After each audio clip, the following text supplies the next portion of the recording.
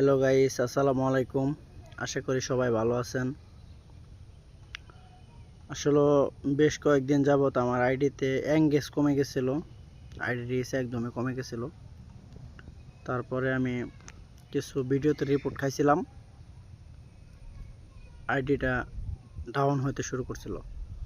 পরে যখন আবার নিয়মিত ছবি আপলোড করলাম, তারপরে ভিডিও আপলোড করা শুরু করলাম, তখন আস্তে আস্তে দেখি আমার আইডি এঙ্গেজ বাড়তেছে।